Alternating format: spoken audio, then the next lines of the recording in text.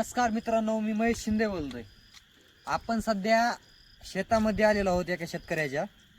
तर या ठिकाणी तुम्ही पाहू शकताय अशा प्रकारे एका झाडाचे नाही म्हणलं तरी 10 ते 12 बोंड या ठिकाणी खराब झालेले आहेत आणि जे राहिलेले बोंड आहेत ते सुद्धा काळे पडून खराब होण्याची दाट शक्यता आहे। आणखीन पाऊस आज 4था दिवस आहे पावसाचा, आणखीन पाऊस उघडलेला नाही। तुम्ही पाहू शकता अक्षरशः रानातून या ठिकाणी पाणी वाहत आहे।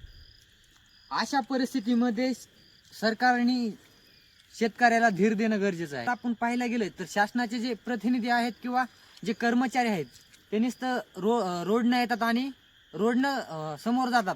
या ठिकाणी काळामध्ये शासन असो किंवा केंद्र शासन असो किती प्रकारे या ठिकाणी शेतकऱ्याला मदत करणार आहे हे अद्याप कुणालाही माहीत नाही। जरी महाराष्ट्र शासनाने जी मदतीची तरतूद या ठिकाणी केलेली आहे ती खूप अपुरी आहे आणि शेतकरी खूप चिंतित आहे। मुद्दा मांडला तर आता नाही म्हणलं तर 4 दिवस हे झाले ना अगोदरचा पाऊस, त्या अनुषंगाने पावसाच्या धरून जर तुम्ही पाहायला गेलं तर शेतकरी या ठिकाणी दवाखान्याची अडचण असेल किंवा अन्य गोष्टीची अडचणी असतील त्या ठिकाणी।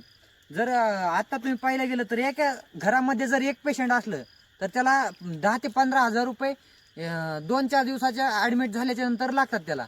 तर अशा परिस्थितीमध्ये त्यांनी ते दवाखान्याचं बिल कुठून भरायचं, कुठून पैसे आणायचे, ही आर्थिक परिस्थिती त्याच ठिकाणी शेतकऱ्यावर गेवराईमध्ये तरी जे डॉक्टर बांधव असतील त्यांना आमची एक छोटीशी विनंती राहील की जे शेतकरी असतील त्यांना जर बिल भरण्याची अडचण येत असेल तर डॉक्टर लोकांनी सुद्धा समोर येऊन त्यांना मदत करणं खूप गरजेचे आहे। आज जो देशाचा पोशिंदा आहे तो खूप मोठ्या संकटामध्ये या ठिकाणी आलेला आहे। तरी सर्व जे राजकीय असो किंवा सामाजिक क्षेत्रात काम करणारे असो, संघटना असो, त्यांनी मदतीला धावून येणं खूप गरजेचं आहे। अन्यथा शेतकरी टोकाचे पाऊल सुद्धा या ठिकाणी उचलत आहेत। अनेक शेतकऱ्यांनी आत्महत्या केलेल्या आहेत। जरी आपल्याला टाळायचं असेल, देशाचं कणा जर वाचवायचा असेल तर सर्वांनी समोर येणं खूप गरजेचं आहे।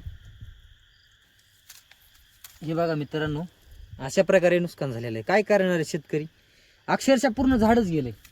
तुम्ही पाहू शकताय असं जर हे बघा पूर्ण झाड उगत आहे या ठिकाणी, काय करणार आहे शेतकरी। हवालदिन झालेला आहे पूर्ण शेतकरी।